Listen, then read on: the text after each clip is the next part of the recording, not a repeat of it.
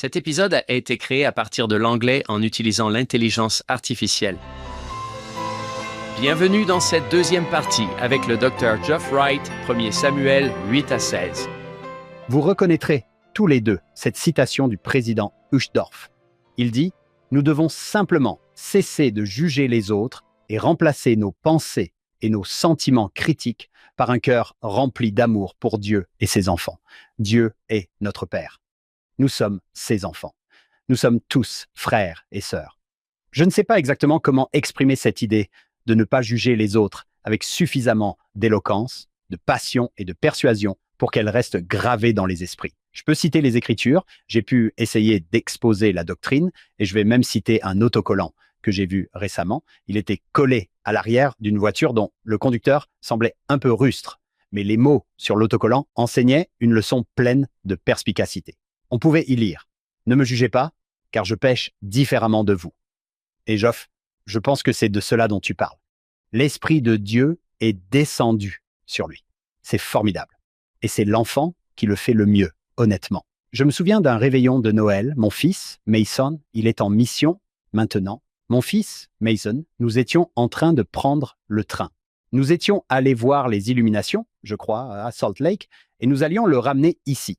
Nous allions prendre le train pour revenir ici, dans le comté d'Utah, et pendant que nous attendions le train, il y avait ce type à l'air bourru, tout seul là-bas. C'était tard le soir de la veille de Noël, et bien sûr, je me suis dit, je ne sais pas ce qui se passe là-bas.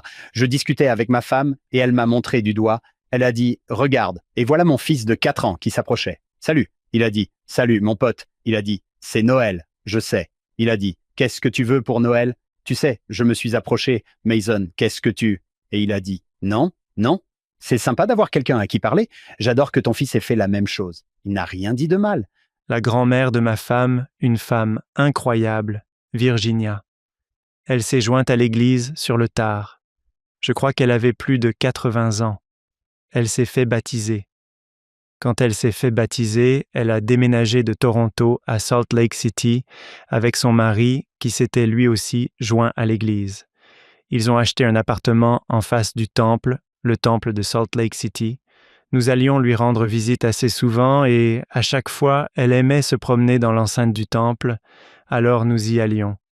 Il y avait souvent des mendiants et elle avait ce sac à main qu'elle remplissait de pièces. Et chaque fois que nous y allions, elle vidait son sac à pièces pour ces gens. Et je lui ai dit, « Écoute, ils n'en ont probablement pas besoin. Tu ne sais pas comment ils vont les dépenser. Ils vont bien. » Il y avait un article dans les journaux qui disait qu'il gagnait beaucoup d'argent de toute façon. J'essayais donc de lui expliquer tout ça. Je me souviens qu'elle m'a regardé et m'a dit « Qui es-tu pour juger ?» J'ai été vraiment pris de court et j'ai appris cette leçon grâce à mon fils, Brian, puis grâce à ma belle-mère, qui avait tout à fait raison. Pourquoi ne pas montrer de l'amour? Qu'est-ce que ça coûte de montrer de l'amour? À tout moment, en tout lieu, à tout le monde, j'adore ça. C'était une formidable leçon. Tu reçois des leçons de tous les côtés, Geoff. Tu te dis, Seigneur, j'apprends. Je te promets que tu n'as pas besoin de... Oui, je sais. Oui, Je suis lent. J'apprends lentement. oui, continuez à envoyer ses professeurs. Ces 2 phrases ont transformé cet homme, et Dieu lui a donné un autre cœur. Ce que j'aime là-dedans, c'est que ça ne ressemble pas juste à une petite amélioration. C'est plutôt, je peux vraiment faire de toi une personne complètement différente. J'ai cherché, mais je n'ai pas réussi à le trouver. Paul ne parle-t-il pas de devenir une nouvelle créature? Ce n'est pas juste un peu mieux, mais c'est comme passer de chenille à papillon. Je vais te rendre complètement nouveau. Et si le Créateur a pu te créer au départ, il peut te recréer différemment, ce qui est assez incroyable quand on y pense. Peut-être qu'il te créera aussi sous l'effet de la chaleur et de la pression, et j'adore cette idée. Merci, John. Geoff, continuons. Quel est notre prochain chapitre? Nous n'abordons pas tous les chapitres du premier livre de Samuel. Si nous le faisions, nous en aurions pour longtemps. Nous en sommes au chapitre 13. C'est en quelque sorte le premier échec majeur de Saül en tant que roi, où il révèle en quelque sorte son impatience et son manque de confiance en Dieu. Il avait donc reçu ce cœur nouveau, il avait changé, mais maintenant, il fait preuve d'impatience. Il se laisse un peu emporter par son rôle de dirigeant. Peut-être que l'orgueil commence à s'insinuer. Il est en guerre et il a demandé à son fils d'aller diriger Israël. La situation semble assez accablante. La peur s'installe. Israël commence à paniquer et les gens se cachent dans des grottes, des puits et des rochers, dit-on. Certains s'enfuient même en traversant le Jourdain. Les gens perdent courage quand les choses se compliquent. Je pense qu'il y a bien sûr des parallèles avec nos vies. Et c'est là que ça devient vraiment intéressant. Saül s'impatiente donc. Samuel dit « Bon, je vais attendre 7 jours, puis je viendrai et nous ferons le sacrifice qui convient. » Mais Saül panique un peu parce que les troupes s'enfuient. Il se dit « Bon, d'accord, pourquoi ne pas le faire moi-même? Qu'est-ce que ça change si je n'ai pas l'autorité pour le faire? Je ne suis pas le prophète, ce n'est pas grave, je sais comment faire. J'ai vu ça se faire 1 million de fois. » Saül choisit de prendre le contrôle de la situation plutôt que d'obéir. Puis on lit un verset clé dans les chapitres 13 et 14. « Tu as agi follement en commettant une folie. Tu n'as pas observé le commandement que le Seigneur, mon Dieu, t'avait donné. » Et il lui adresse cet avertissement. « Maintenant, ton royaume ne subsistera pas. » C'est tellement intéressant qu'ils le reprennent et lui disent « Hé, tu ne m'as pas écouté. Cela me rappelle une histoire un peu bête. À Vancouver, il pleut beaucoup. J'adorais le basket quand j'étais jeune. Nous avions un garage assez haut et mon père y avait installé un panier de basket. Mais comme il pleuvait, il avait aussi posé de la moquette pour absorber l'eau qui s'écoulait des voitures quand on rentrait. Et mon travail consistait à garder le garage propre, à le balayer. Je n'étais qu'un enfant et j'étais assez paresseux. Ou du moins, je pensais connaître une meilleure méthode. Voici le balai. Voici la pelle. Balaye, mets ça dans la poubelle. Au lieu de ça, j'ai simplement fait ce que les dessins animés m'avaient appris. Je soulevais la moquette et je balayais sous la moquette. J'ai continué à faire ça semaine après semaine après semaine. Et c'est génial. Oui, je veux dire, on ne voit pas que loin des yeux, loin du cœur. Mais de petits monticules ont commencé à se former.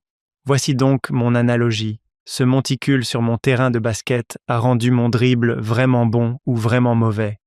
Tout dépend de la façon dont on voit les choses. Mais ce qui est intéressant, c'est que je sais que mon père a vu le monticule. Il l'a vu devenir de plus en plus gros. Il savait aussi que je savais où mettre la terre, mais que je ne l'avais pas fait. C'est donc une chose intéressante, et finalement je suis rentré et mon père m'a dit « Pourquoi tu ne joues pas au basket ?» Et j'ai répondu « Le sol n'est pas plat.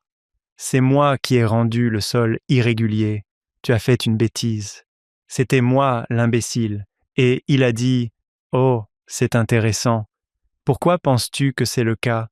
Peut-être que tu devrais aller réparer ça. » Il savait, mais il a laissé les choses se dérouler, et j'ai dû aller réparer l'erreur que j'avais commise.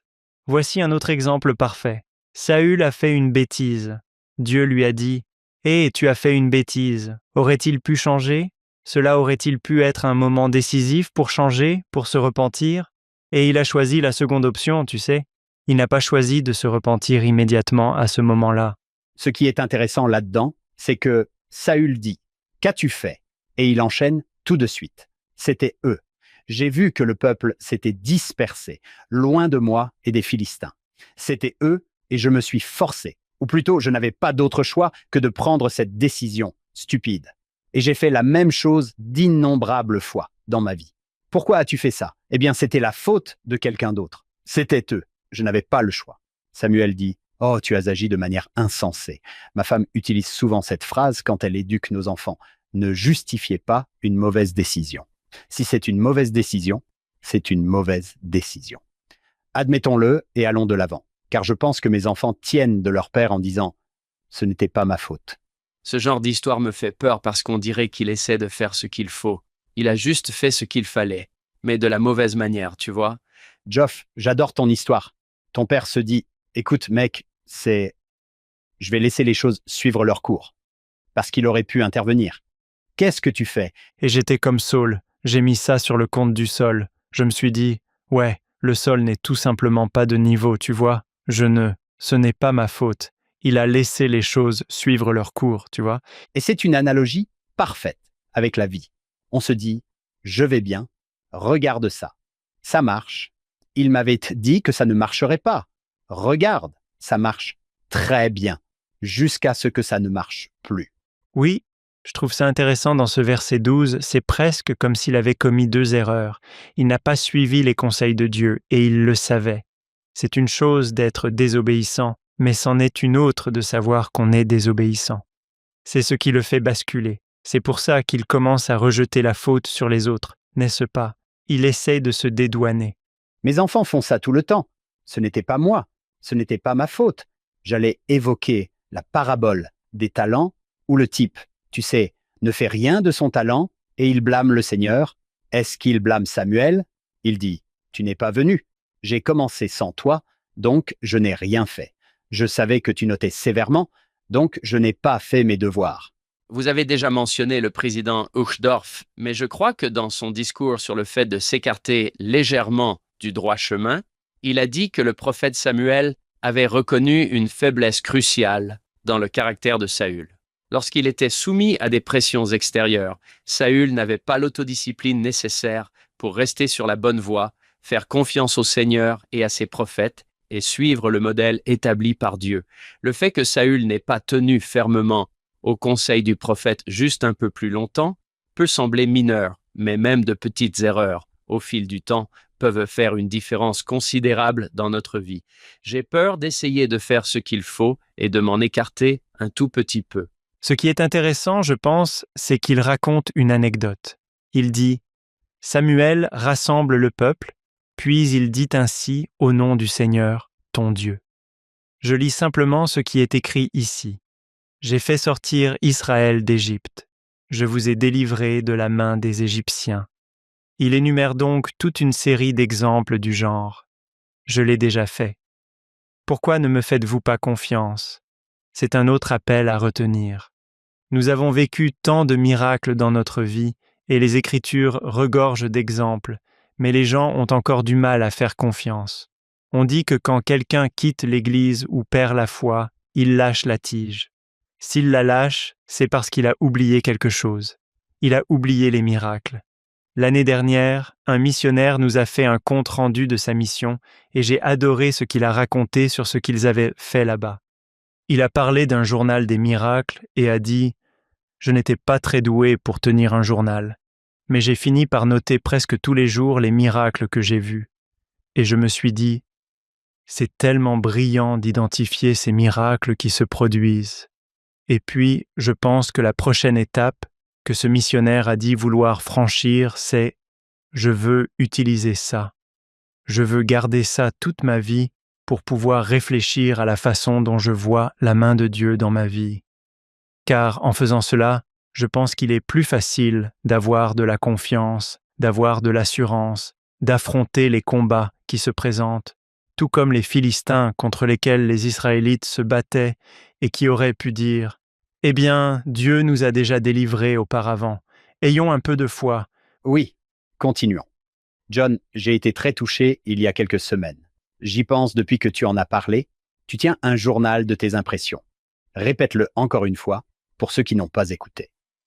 Oui, c'est un document Google Doc, ce qui me permet d'y accéder partout où j'ai une connexion Wi-Fi. Le mot FEEL est l'acronyme en anglais de Feelings, Expérience, Évidence, Logique ou Reason. J'allais l'appeler simplement Reason, mais cela aurait formé le mot Fear. C'est donc Logic ou Reason. Parfois, tu ressens un sentiment exaltant, merveilleux ou puissant, note-le. Parfois, c'est une expérience qui s'étend sur des années ou des mois, note-la. Parfois, c'est une preuve que tu découvres, comme c'est souvent le cas dans les Écritures, qui est amusante, ou d'autres preuves. Et parfois, il y a des choses qui ont tout simplement du sens. Je veux dire, pense à quel point ça a du sens. Aime Dieu et aime ton prochain. Imagine ce monde. Je veux vivre là où tout le monde aime Dieu et aime son prochain.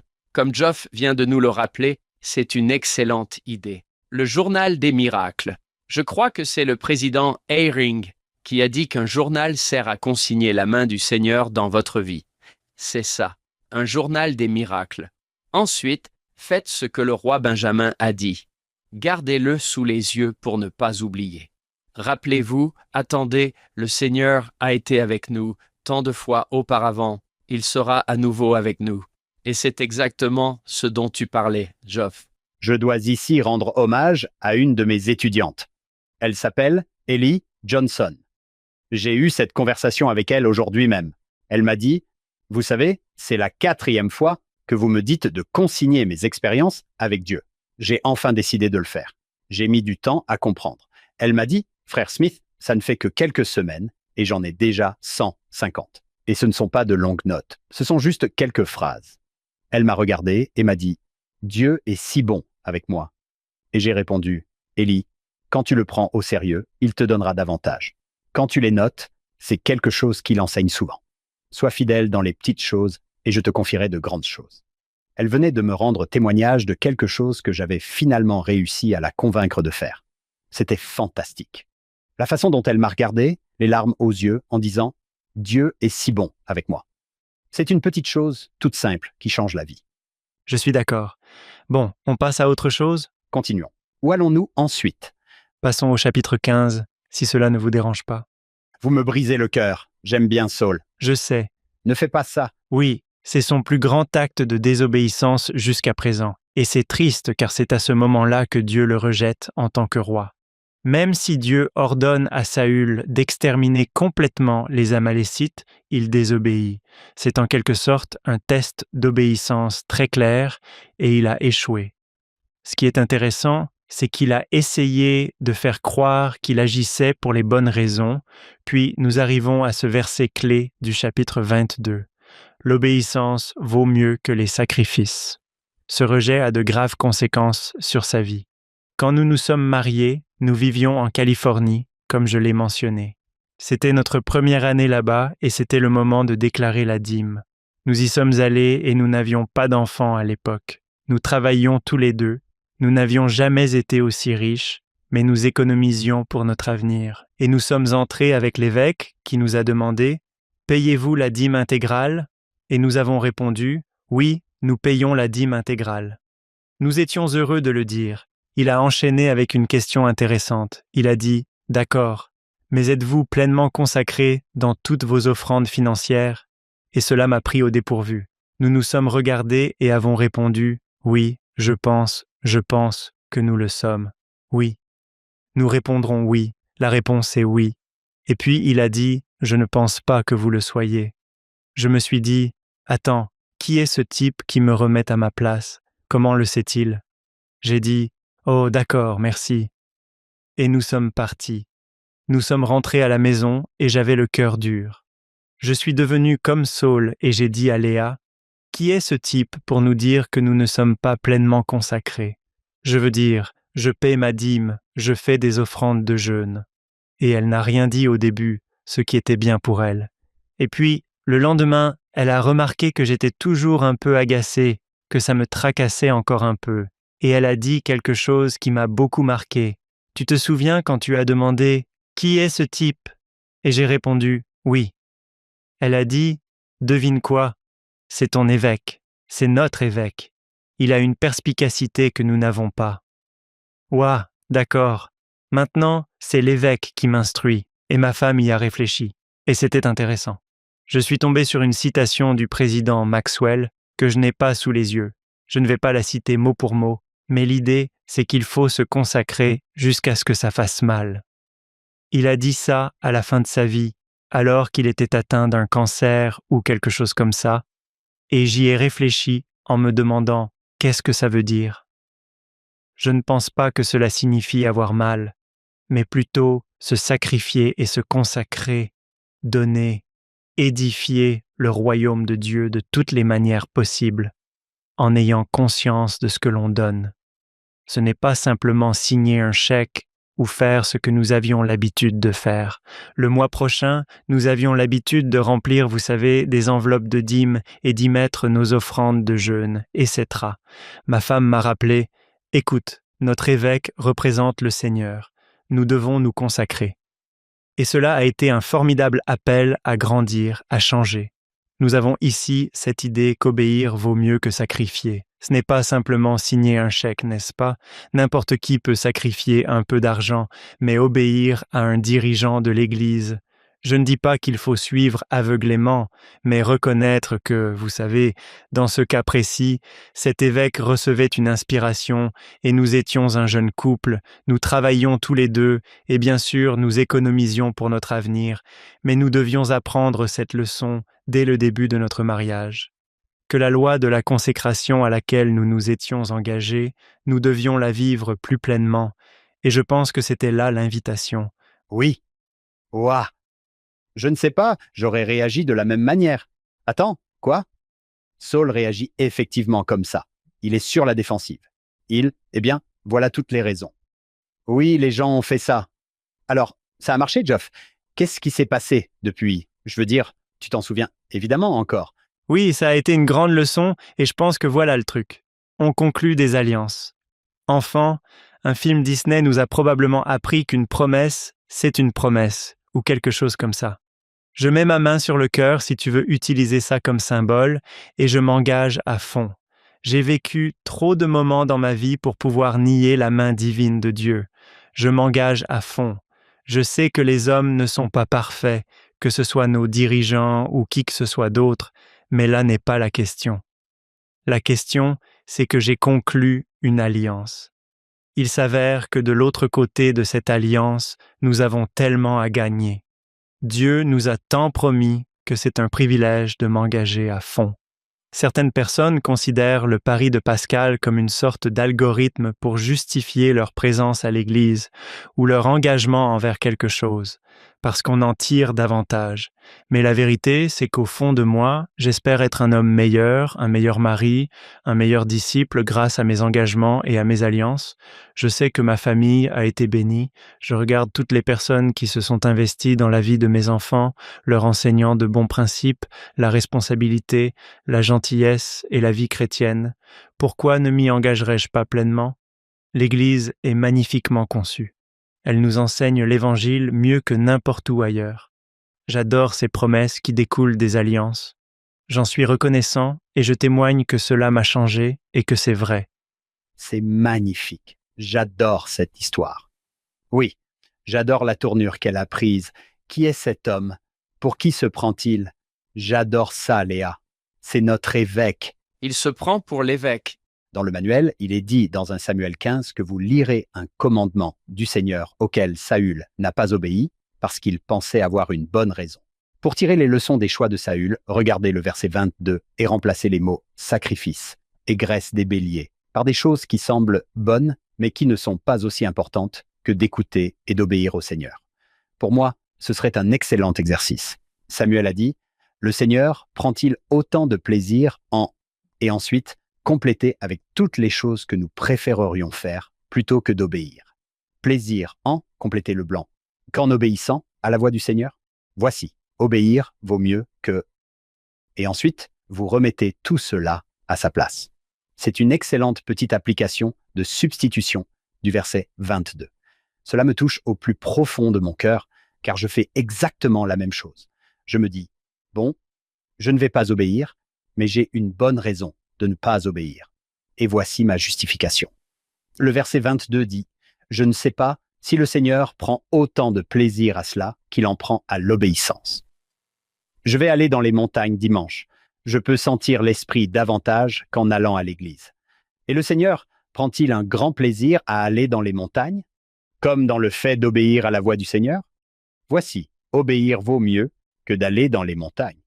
Nous connaissons l'histoire des pionniers, toutes les choses qu'ils emportaient avec eux en chemin.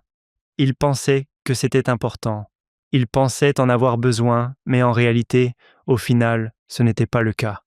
Finalement, ils tiraient des charrettes à bras et ne pouvaient pas emporter tout ce que transportaient les chariots. Ils n'avaient que le strict nécessaire. Souvent, quand il s'agit d'obéissance, c'est comme le strict nécessaire. Quelles sont ces choses importantes qui… Eh bien, regardez vos alliances du temple. Vous y avez contracté 5 alliances. Peut-être que certaines de ces formalités n'ont pas tant d'importance, mais ce sont ces engagements que vous avez pris au temple qui font vraiment toute la différence. Comme le dit John, soit on s'y engage à fond, soit on ne s'y engage pas. Est-ce que vous plongez dans la piscine ou est-ce que vous ne faites que tremper le bout des orteils? Je ne sais pas. Il y a des choses que j'apprécie vraiment. Eh bien, ça ne marchera pas au final. Il faut s'y engager à fond. Je me souviens que frère Hales disait « Tenez-vous dans des lieux saints, c'est-à-dire à fond ». J'aime dire « Brûlez les bateaux derrière vous, je suis là ». Restez près de l'arbre de vie et n'allez pas passer le week-end dans la grande et spacieuse maison pour revenir avec ce dont frère Maxwell a parlé, ses escapades du week-end à Babylone ou quelque chose comme ça. Samuel fait la même chose. Finalement, Samuel finit par dire à Saül « Hé, arrête ça, arrête de mentir, tu es désobéissant, ça suffit, n'aggrave pas les choses en rejetant la faute sur les autres ou en essayant de te justifier. » Et je pense que parfois, nous devons faire preuve d'audace. Même si je déteste ça, j'apprécie quand quelqu'un me prend à partie et me dit « Tu sais, ce n'est pas la bonne façon de faire. » Il est important que nous soyons audacieux et que nous rappelions aux gens « Tu as fait une promesse. Faisons ce qu'on nous a demandé de faire. » Il y a de l'amour qui émane de Samuel vers Saül. Je te dis ceci, je t'aime, je vais te montrer où se trouvent les limites. Et on voit bien que Samuel aime Saül. Il s'investit pour lui. Il s'est investi, oui, c'est un point essentiel, et je pense que Dieu aussi. Dieu dit « je regrette ». Il utilise le mot « regret ». Et puis, dans cette traduction que j'ai étudiée, un synonyme qui y figure est « je suis triste ». Je suis triste de ce qui est arrivé à Saül. Et j'adore le fait que nous apprenions ce genre de compassion à travers les Écritures. Je suis triste. C'est vraiment dommage ce qui s'est passé. Quand nous désobéissons, oui, je pense que Dieu est triste. Avec nos enfants, j'aimerais qu'ils n'aient pas fait ce choix. Ça me rend vraiment triste. Ça ne dit pas que Dieu cesse d'aimer, mais il est déçu. Le verset 35 est assez émouvant. Samuel ne vint plus voir Saül jusqu'au jour de sa mort. Néanmoins, Samuel pleura Saül. J'adore ça. Oui. Ai-je raison de penser que Samuel est en quelque sorte le prophète? Saül est le dirigeant politique, le roi. Mais ils interagissent beaucoup. C'est un peu comme Alma et Mosia. Mosia est le roi Mosia. Alma dirige l'Église et c'est ce genre de relation où ils discutent et se consultent. Oui, on dirait que Samuel a été un mentor pour Saül. Il souhaite vraiment le voir réussir. Et il se lamente. Il se lamente quand les choses tournent mal. Ouais. C'est difficile à voir. Joff, tu as parlé de ce jeune homme tout à l'heure. On dirait que je m'inquiète pour lui. Je pense que Samuel dirait probablement la même chose. Je m'inquiète pour Saul. C'est une belle transition vers le chapitre suivant, car il a eu un peu de mal à tourner la page sur Saül. Dieu le guide et lui dit « Bon, il est temps de choisir un nouveau roi. Oh là là, j'ai beaucoup investi dans Saül et ça n'a tout simplement pas marché au final. Êtes-vous sûr qu'on doit faire ça? Ne devrions-nous pas revenir au juge ou quelque chose comme ça? Vous savez, peut-être qu'il avait ce genre de conflit, mais ensuite, il a dû suivre à nouveau les inspirations. C'est un moment intéressant de sa vie, et on ne sait pas exactement s'il s'est écoulé des années ou des mois ou quoi, mais on sait que David entre en apprentissage. Devrions-nous passer au chapitre 16 alors? Oui, allons-y. Tu sais, je me concentre tellement sur Saül, David et Salomon que tu en oublies.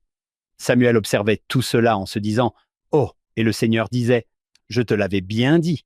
Je t'avais dit que les rois n'étaient pas une bonne idée. J'aurais aimé que tu m'écoutes. » Eh bien, au chapitre 16, Dieu choisit et prépare les gens en fonction de leur cœur et non de leur apparence extérieure. Dès le verset 7, on lit « L'homme regarde à l'apparence extérieure, mais le Seigneur regarde au cœur. » Dieu envoie Samuel à Bethléem. Il lui dit « Hé, arrête de pleurer Saül. Il est temps de passer à autre chose. » Et donc, il l'envoie chez la famille de Jessé pour oindre un nouveau roi. Jessé aligne ses fils, les 7 sont là. David est dehors avec les moutons. Dieu rejette le fils aîné en disant « Non, ce n'est pas le bon », même si le premier était grand et fort, ressemblant peut-être un peu à Saül. Dieu recherche le caractère. Il accorde vraiment de l'importance au caractère et non aux parents. Puis, finalement, le plus jeune fils arrive après avoir gardé les brebis et Dieu dit à Samuel « Oui, c'est lui. » Samuel oint donc David. Dieu choisit quelqu'un d'inattendu et souvent négligé. Pour revenir à cette introduction, à cette question que je vous ai posée, ce qui importe, c'est qu'il équipe les personnes qu'il choisit, et nous connaissons ce passage dans Doctrine et Alliance. Finalement, vous savez, David entre au service de Saül. C'est pour moi un si beau rappel des 2 grands commandements. Nous connaissons tous le premier grand commandement, aimer Dieu. Et puis le deuxième grand commandement, j'en ai entendu une autre traduction et je l'aime vraiment beaucoup. On nous a enseigné que le deuxième grand commandement, c'est d'aimer son prochain comme soi-même, en gros. Mais cette autre façon dont on me l'a enseigné, c'était d'aimer son prochain comme Dieu l'aime et ou comme Dieu le voit. Cela a vraiment changé le deuxième grand commandement. C'est une invitation à regarder les gens comme Dieu les voit, comme Dieu les aime. Pour moi, cela a tout simplement changé mes interactions avec les gens, en particulier dans l'enseignement. Par exemple, quand un élève entre en classe, on essaye de le voir comme Dieu le voit, ce qui fait écho à la première question que j'ai posée au début. L'un de mes genres de films préférés, auxquels j'ai dû m'habituer, est celui où les enfants prennent le dessus sur les adultes. Si on y réfléchit bien, il y a de nombreux exemples. Harry Potter, les Chroniques de Narnia, Percy Jackson. Les adultes sont plus grands, mais les enfants accomplissent des exploits incroyables. Cela s'est produit dans ma propre vie. Mon fils Isaac, c'est mon aîné. Il est né le jour de Noël, le 25 décembre. Ce n'est peut-être pas le jour le plus excitant pour naître, alors nous avons changé sa date d'anniversaire pour le 25 janvier. Nous le fêtons en janvier. Et donc, une tradition que nous avions depuis son plus jeune âge, c'est que je l'emmenais dans l'arrière-pays en hiver, et nous construisions une grotte de neige où nous dormions. Nous avons commencé à le faire dès son plus jeune âge, et c'est devenu une activité que nous adorions tous les deux à la fin du mois de janvier. Nous l'avons fait pendant quelques années, puis, lorsqu'il avait 11 ans et allait en avoir 12, nous avons décidé de repartir pour le faire à nouveau, comme le voulait la tradition. Et c'était une année grise, une année où il y avait des tonnes de neige. Il est donc rentré de l'école avec un plan de ce à quoi la grotte de neige devait ressembler.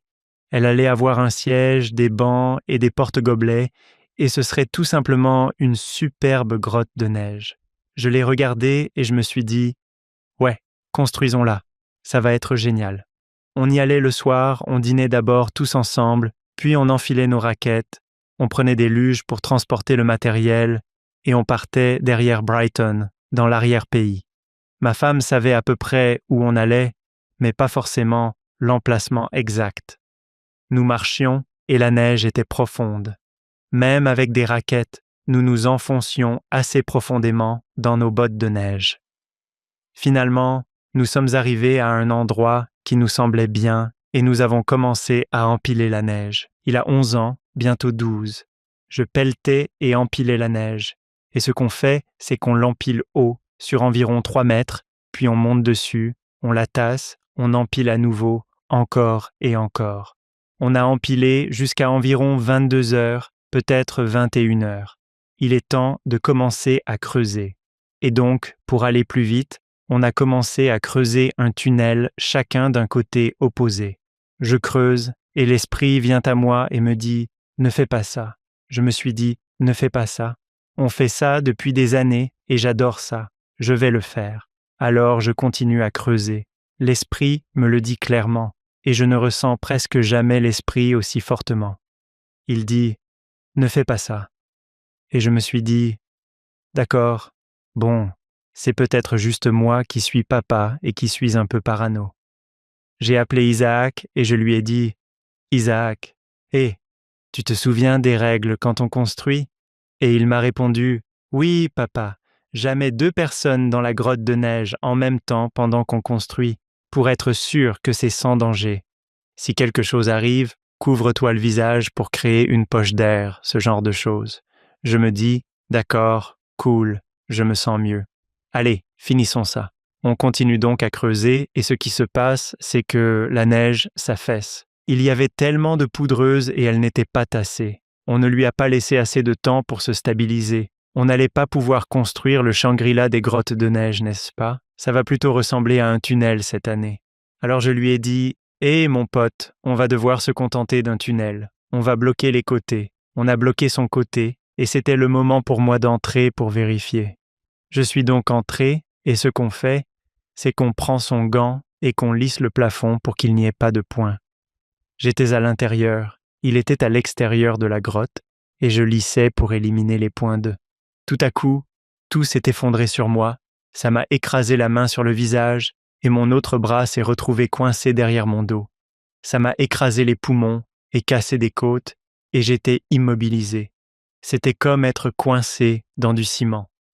La seule chose que je pouvais bouger, c'était ses doigts juste à côté de mon œil et de mon nez. J'ai donc retiré la neige de mon œil et de mon nez, et c'était tout ce que je pouvais faire. Je pouvais à peine bouger mes doigts. J'ai tout de suite essayé de respirer. Je ne pouvais pas respirer parce que j'étais écrasé par ces 4 mètres de neige que nous avions tassés, et je me suis dit, bon, je suis en mauvaise posture. Alors j'ai tout de suite commencé à prier dans ma tête, et j'ai dit, Père céleste, envoie Isaac vers la route. Il a 11 ou 12 ans, et je me disais, bon, on a marché environ 1,5 kilomètre.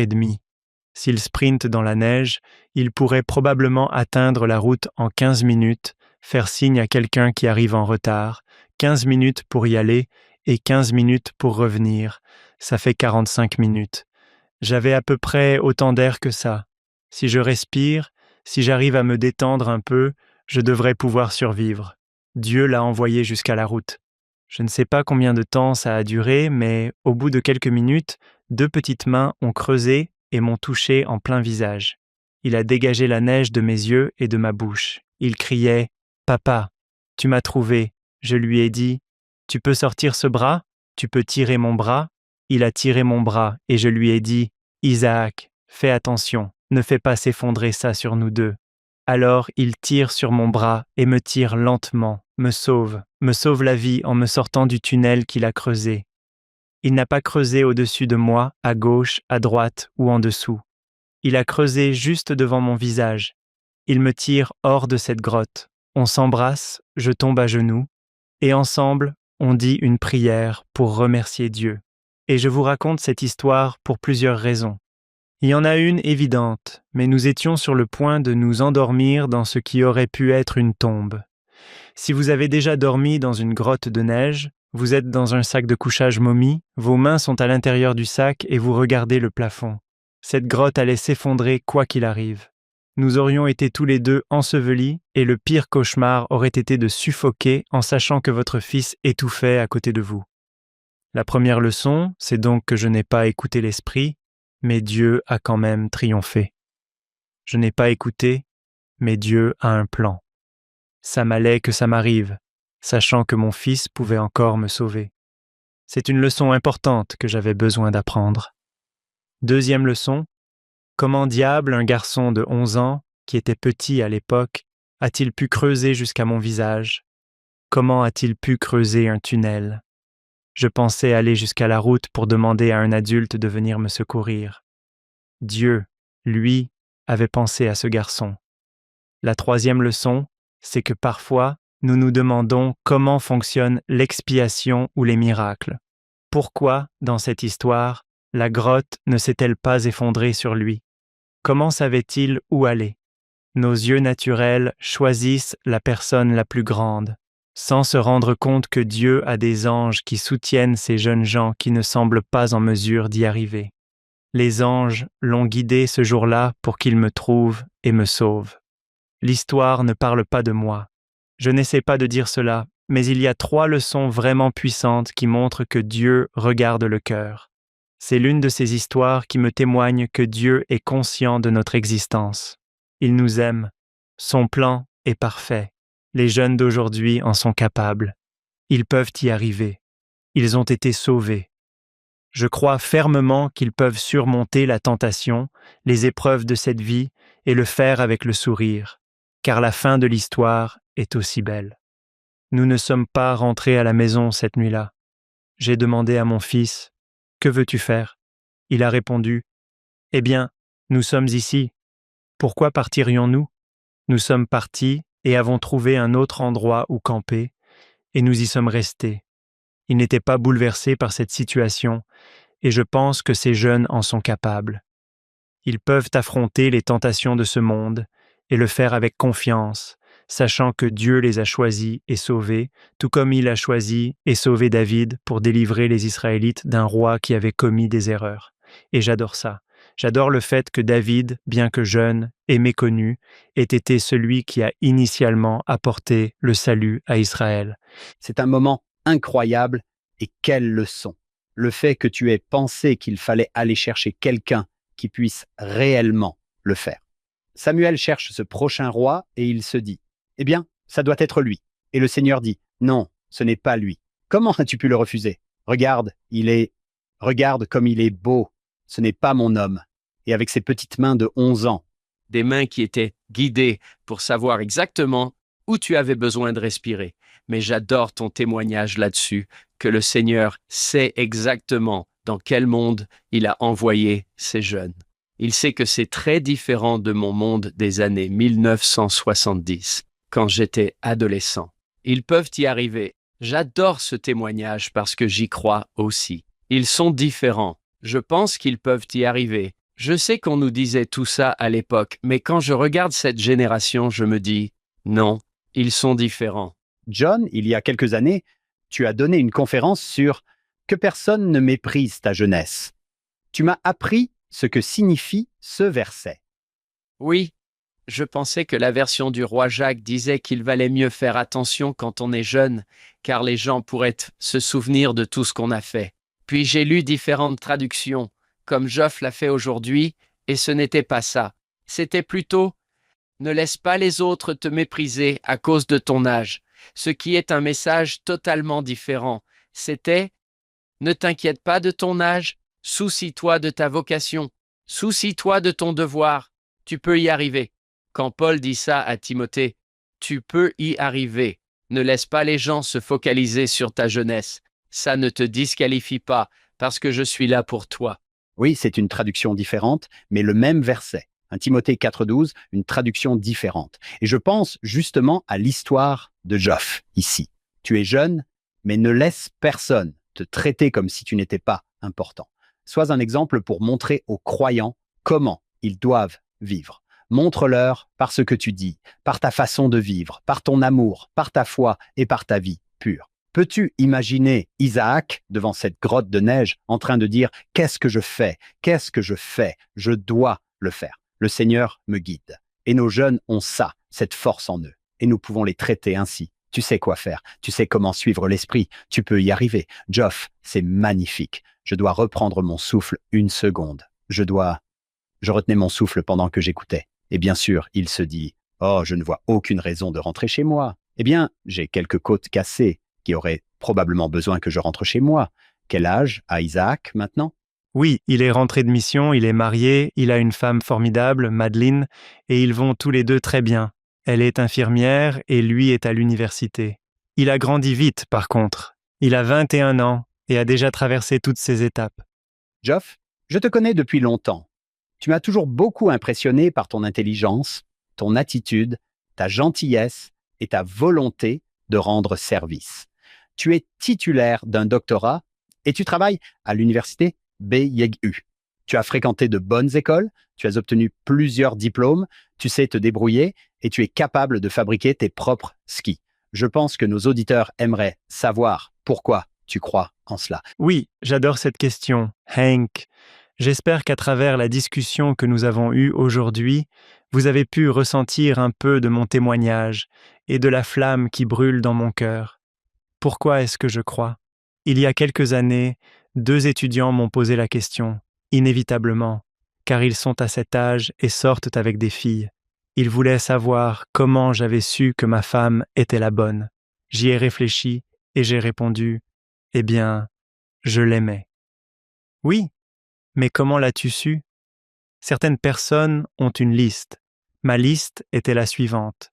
Bon, elle doit aimer le plein air, parce que j'adore le plein air. J'adore les tartes au mur. Ce serait génial si elle savait faire une tarte au mur. Tu sais, il faut être attiré par l'autre, pouvoir tenir une conversation, mais comment tu le savais? C'est le genre de question qu'il me posait, comme s'il s'agissait d'une liste de critères. En fin de compte, ça se résume à ça. C'est quelque chose que je ressens.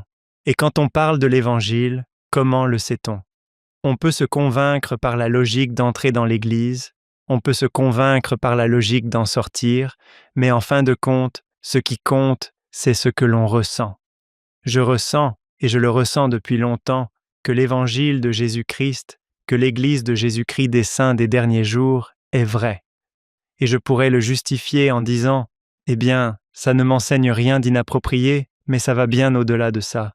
C'est quelque chose que je ressens. » Je me souviens qu'un jour, un copain m'a dit « Je n'arrive pas à croire que tu aies la foi pour croire ça. C'est fou. Il y a un Dieu? Il y a une vie après la mort? Comment tu le sais? C'est incroyable que tu aies ce genre de foi. » Et j'ai répondu « En fait, je trouve ça plus incroyable que tu ne crois pas. » En réalité, c'est ce que je lui ai dit. Tu as plus de foi que moi. Ta foi est incroyable. Tu crois que personne n'est aux commandes, que nous sommes ici par hasard, que tout est le fruit du hasard. Pour moi, c'est une foi de fou. J'ai la foi qu'il y a un but, qu'il y a une raison, qu'il y a de l'harmonie. On dirait que j'ai moins de foi que toi. Et il m'a regardé, il a souri et il a dit « C'est intéressant.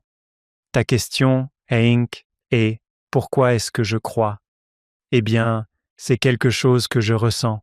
Je suis simplement reconnaissant d'avoir cette certitude que nous avons un Père céleste aimant qui a envoyé son Fils. Nous avons un Sauveur. Et pourquoi tout cela est-il en place? Parce qu'il veut que nous revenions vers lui, que nous sommes ici pour devenir davantage comme lui et que nous nous préparons à ce chapitre extraordinaire de notre vie avec lui, avec nos familles, avec tous ses amis. La vie, c'est une question d'expérience, de croissance et de se faire des amis, et cela m'enthousiasme. Je suis reconnaissant d'avoir cette perspective. Sans l'Église de Jésus-Christ des saints des derniers jours, je n'aurais pas cette perspective ni cette foi. Je n'éprouve que de la gratitude. Pourquoi est-ce que je crois? Parce que je le ressens, je le sais, et c'est merveilleux. Merci, Geoff. Tes récits d'aujourd'hui ont été émouvants. Je me souviens du film intitulé The Rookie, dans lequel Dennis Quaid dit à quelqu'un « Tu sais ce qu'on va faire aujourd'hui? On va jouer au baseball. » J'adore ça. Hank, tu sais ce qu'on va faire aujourd'hui? On va parler de l'Évangile. Je n'arrive pas à croire qu'on ait la chance de faire ça. Oui, moi aussi. C'est tellement amusant. Je comprends tout à fait ce que tu veux dire, Geoff, parce que j'ai souvent ressenti ça en animant cette émission. Je me plonge dans les Écritures, je suis avec des gens que j'aime et j'apprends. Je ne veux pas que ce sentiment s'arrête. C'est édifiant. C'est puissant. Nous espérons que nos auditeurs ressentent la même chose. Tu sais, à la fin d'un épisode comme celui-ci, ils se disent « Waouh, c'était génial.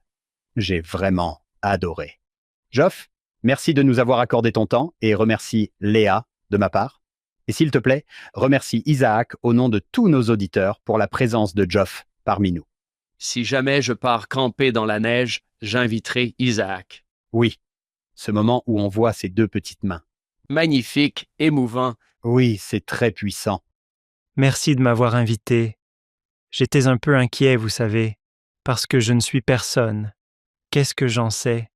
Mais en réfléchissant à mon témoignage, et c'est intéressant, je ne savais pas qu'on pouvait ressentir l'esprit pendant un podcast. Ce que vous faites est significatif. Je ne pense pas que j'en avais pleinement conscience avant cette occasion. C'est tout simplement formidable de s'immerger dans l'Évangile. Merci. C'est vrai. Sur ce, nous tenons à remercier le Dr Geoff Wright d'avoir passé du temps avec nous aujourd'hui.